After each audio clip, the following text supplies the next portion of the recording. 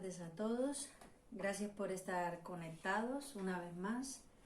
Y bueno, quiero empezar leyendo en el libro de Juan, en el capítulo 10, a partir del versículo 10, dice: El ladrón no viene sino para hurtar, y matar y destruir. Yo he venido para que tengan vida y para que la tengan en abundancia. Yo soy el buen pastor su vida da por las ovejas. Mas el asalariado, y que no es el pastor, de quien no son propias las ovejas, ve venir al lobo, y deja las ovejas y huye. Y el lobo arrebata las ovejas y las dispersa. Así que el asalariado huye porque es asalariado, y no le importan las ovejas. Yo soy el buen pastor y conozco mis ovejas, y las mías me conocen. Estas son palabras de Jesús justo antes de que él mencionara estas palabras. Había hecho un milagro, había sanado a un hombre que era ciego de nacimiento. No sé si recordáis esa historia en donde le pone barro en los ojos y le envía a que se lave, y luego de él hacer esto pues ya recobra la visión. Este hombre, luego de que recobra la vista, pues lo llevan delante de las autoridades, y estos le empiezan a preguntar pero qué le ha pasado, quién le ha hecho esto, y empiezan a hacerle una serie de interrogatorios. Incluso llaman a sus padres para ver si es verdad que este hombre había sido ciego desde nacimiento, porque no le creían. Y bueno, entre todas las preguntas que le hicieron, se cansaron, no le creyeron y terminaron por expulsarle de la sinagoga. Jesús se entera de que el hombre es expulsado de la sinagoga y vuelve a él y se encuentra con él. Luego Jesús pues empieza a hablarnos un poco de una alegoría, que es lo que he mencionado antes. Él empieza a hablar, ¿no?, de un ladrón que vino para matar y para destruir. Y esa es la función del diablo en nuestras vidas y en este mundo: venir a matar y a destruir, ¿no?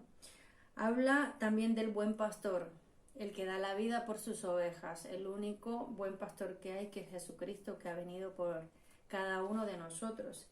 Y también habla de las ovejas, que en este caso la oveja a la que se está haciendo referencia o con la que está hablando es con el hombre que había estado ciego. Y también habla de otras personas a las que les llama asalariados. Los asalariados, que en este caso son las autoridades, estas que están ahí representadas, o los fariseos. Cuando estamos hablando del ciego, hay tres personas que principalmente lo están rodeando en ese momento. Primeramente, el ciego era un hombre que siempre había estado sentado en la calle, había estado mendigando, ni siquiera sus padres estaban con él, hasta el punto que cuando llaman a sus padres para ver si él está diciendo la verdad, los padres pues en pocas palabras le dejan solo, dicen: sí, es verdad, él es ciego de nacimiento, pero lo que ha pasado con él ahora nosotros no sabemos nada, y ya él está grandecito como para que se defienda solo. Y así lo dejan ahí. Entonces están los padres, luego las otras personas, toda la gente que durante tiempo lo ha estado rodeando en las calles, y la que lo ha rechazado es gente que nunca se le ha acercado.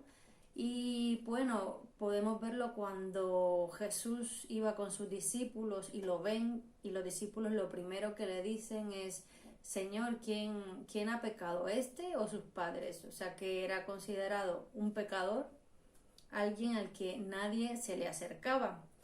Y toda esta gente que no se le acercaba, pues cuando él sanado por Jesús, resulta que ahora sí lo cogen, y como había sucedido en día de reposo, pues lo llevan delante de las autoridades o delante de los fariseos para que sepan que esto le ha acontecido. Y las otras personas pues son las autoridades, que son los que van a comprobar que esto se haya hecho según la ley. Así está rodeado la oveja en este momento, o el ciego. La oveja, que antes era ciega, era rechazada, había sido abandonada, era olvidada por todo el mundo, y ahora que por fin le pasa algo bueno, nadie se alegra con él, y lo peor de todo es que lo terminan expulsando de la sinagoga. no recibió ayuda de nadie. El único que vuelve y lo busca a ver qué le pasa es Jesucristo. Y le dice, yo soy el buen pastor. En pocas palabras le dice, yo te voy a cuidar, porque eso es lo que hace el buen pastor con las ovejas. Jesús, con todas estas palabras que he mencionado, nos está enseñando la diferencia entre el buen pastor y el asalariado. El buen pastor dice que da su vida por las ovejas, pero el asalariado no considera que las ovejas son suyas, porque ve venir al lobo y huye, y el lobo arrebata las ovejas y las dispersa, hace lo que quiera.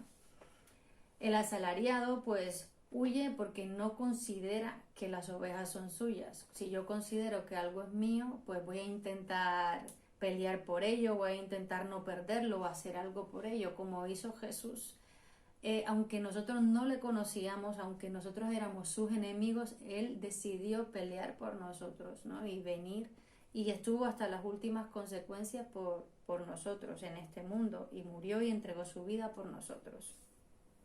Dice que el asalariado no es oveja porque no cree. Todos estos hombres que estaban interrogando al hombre que había sido ciego, al final le dicen, pues da gloria a Dios, nosotros sabemos que ese hombre es pecador. No creyeron que Jesús era el Hijo de Dios, no creyeron la obra que Jesús había hecho, simplemente le dice, sí, reconoce que ha sido algo de Dios, pero este hombre que dices que te ha sanado es pecador. Ellos no creyeron. Entonces, por eso, el asalariado no es oveja, porque no cree. Y Jesús les dijo, porque mis ovejas oyen mi voz, yo las conozco y me siguen. El asalariado son personas que cumplen con su deber en tiempos de paz, pero nunca se sacrifican en tiempos de peligro. Las ovejas no le importan lo suficiente como para arriesgar sus vidas. ¿Qué quiero decir con todo esto? Bueno, es importante que nosotros escuchemos la voz del buen pastor y que hagamos lo que Él nos dice o que sigamos su voz y el camino que Él nos va mostrando.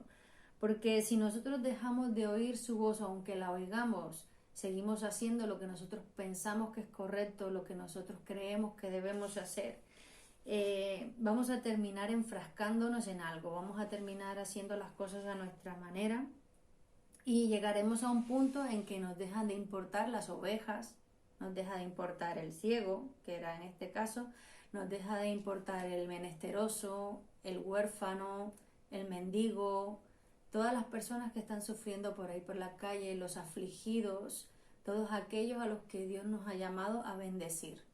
Entonces es importante que sigamos escuchando la voz del buen pastor y no solamente lo que nosotros pensamos de cómo se deben hacer las cosas. Para los que se sienten en la situación de esta persona ciega, Dios nos dice en el Salmo 84, desde el versículo 3 al 4, nos habla de un gorrión y nos habla de su casa y nos dice, aún el gorrión halla casa y la golondrina nido para sí, donde ponga sus polluelos. Cerca de tus altares, oh Jehová de los ejércitos, Rey mío y Dios mío. Bienaventurados los que habitan en tu casa, perpetuamente te alabarán. Cualquiera puede habitar en la casa de Dios. Cualquier persona de este mundo puede habitar en la casa de Dios.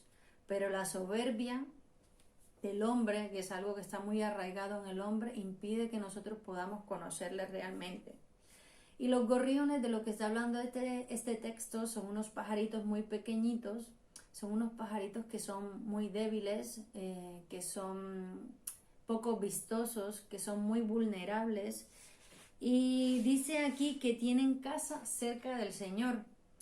Si te sientes con esa necesidad de protección que tiene el gorrión o que tiene la oveja, como es el caso del ciego, podrás llegar a estar cerca de la casa del Señor. Pero si estás en esa condición de soberbia que no lo necesitas, entonces eso te va a quedar muy difícil. Solamente cuando tú puedas verte con la necesidad de que necesitas ese consuelo, entonces vas a poder recibirlo. Y vas a poder hacer nido en la casa del Señor, como dice del gorrión, pone nido ahí, tiene sus polluelos ahí, y que sus polluelos crezcan allí en sus altares.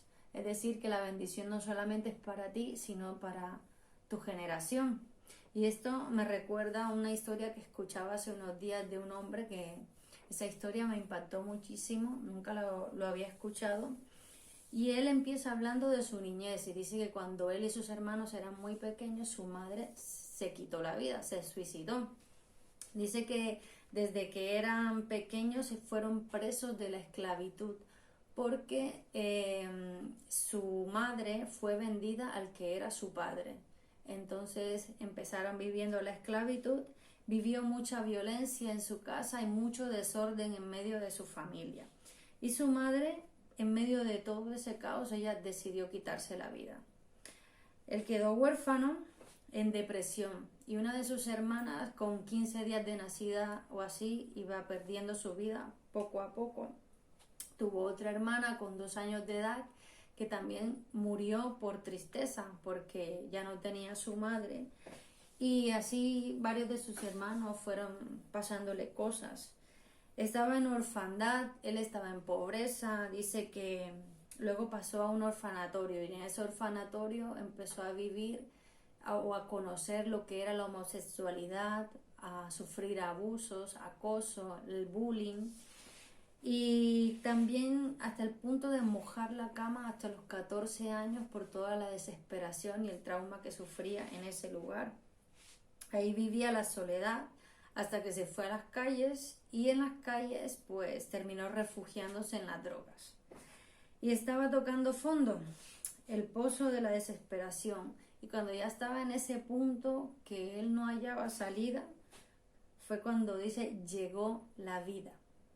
Llegó Cristo Jesús y conoció la vida abundante, la vida eterna. Él pensaba que él no merecía tener una familia, pensaba que no merecía tener una esposa, entonces le dijo a Dios: si tú me das una familia, yo quiero que esa familia te cante, yo quiero que esa familia te sirva, y que no sea para mí, sino para ti. Y seguía diciendo: volvimos a la vida, lo que pasó conmigo hizo que yo y mi familia volviéramos a la vida.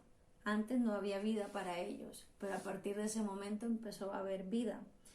Regresé como un pródigo y me recibió como un hijo, llegó la vida a mi corazón. Y lo que más me gusta cuando dice: regresé a casa, regresé al pastor de mi corazón. Son palabras impresionantemente profundas por todo lo que Dios hizo en ese hombre en ese momento. Y él termina diciendo: porque una decisión puede cambiar el destino de una generación. Y fue así, porque este hombre que contaba esta historia es el padre de unos chicos que tienen un ministerio de alabanza y de adoración que es muy conocido y que bendice muchísimas vidas, que son el grupo de Miel San Marco. Entonces, meditando un poco en esto, nosotros en casa nos sentimos seguros. Los que somos hijos de Dios, a pesar de que pasamos por tormentas, a pesar de que pasamos por dificultades, pasemos por donde pasemos, nos sentimos seguros porque lo tenemos a Él, ¿no?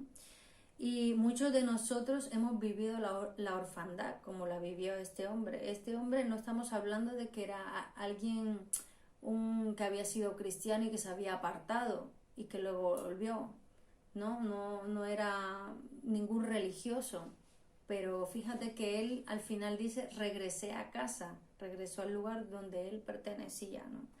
Y como decía, muchos de nosotros hemos vivido esa orfandad hasta que no llegamos al Padre, hasta que no llegamos a sus pies, pues no hemos estado, no nos hemos encontrado realmente en casa. Hemos vivido muchas cosas que creíamos que eran buenas, cosas que nos satisfacían, cosas sí que pensábamos que eran buenas, pero que luego al final de cuentas pensamos que no nos satisfacíamos como lo pensábamos realmente, ¿no? Y también pues vivimos otras cosas, otras desdichas o cosas que han traído mucho dolor a nuestras vidas, pero tanto como aquellas que pensábamos que eran buenas como aquellas que no, ninguna de ellas han sido suficientes. No es como estar en la casa del Padre, no es como regresar a la casa del que siempre ha sido nuestro Padre. En el Salmo 22:10 nos dice: todavía no había nacido yo cuando tú ya me cuidabas. Aún estaba yo dentro de mi madre cuando tú ya eras mi Dios. Él siempre ha sido nuestro buen pastor. ¿Qué hubiera sido de nosotros si la vida no hubiera venido a nosotros? ¿Qué va a ser de aquellos que nos tropezamos en la calle y que viven en esa vida de orfandad, que creen que tal vez lo tienen todo, que no les hace falta nada, o que ni siquiera sabemos si están pasando por una situación tan dolorosa como la que está contándonos este hombre? Yo muchas veces pasé cerca de personas que vivían, fácilmente podías ver que estaban viviendo una situación muy dolorosa, pero no pensaba que podía ayudarles, o quizá estoy hablando cuando vivía en mi país de origen, en Colombia, no pensaba, te acostumbras a esa situación y crees que no puedes hacer nada, que eso es normal, ¿no? ¿Cuántas veces pasamos por el lado de personas así y nos olvidamos que nosotros hemos estado en esa situación de orfandad, aunque parezca que estuvieran bien, pero que realmente no era así? ¿Y qué hubiera sido de nosotros si la vida, Jesucristo, no hubiera venido a nosotros? Hay una canción que dice: hubiera sido como un pajarillo que está herido ahí en el suelo. Y un pajarillo que está herido en el suelo necesita que lo recojan, que lo ayuden, que lo alienten y que tener nuevamente esa vida, que lo lleven a casa y que lo ayuden a recuperarse. Solo hay una persona que dijo: yo soy la vida, y es Jesús. Por eso es que la vida consiste en conocerle a Él, porque Él es el único camino que nos lleva de regreso a la casa del Padre. Entonces, ya sea como un ciego, ya sea como alguien a quien han abandonado, ya sea como un mendigo, ya sea como una oveja, ya sea como un gorrión o ya sea como un embrión en el vientre de su madre, cual sea tu condición, también puedes habitar en la casa de Dios y también puedes encontrar refugio en la casa del Padre. Esta es una invitación para cualquier persona que diga que de pronto no necesita a Dios, o cualquiera que está pasando por una situación como mencioné antes, como la de este hombre que estaba ciego. Y ya si tomas esa decisión, pues no te vas a arrepentir nunca de venir a los pies de Cristo. Pues esto era todo lo que quería compartir. Les doy muchas gracias por vuestra atención. Que tengáis buena noche y que Dios los bendiga.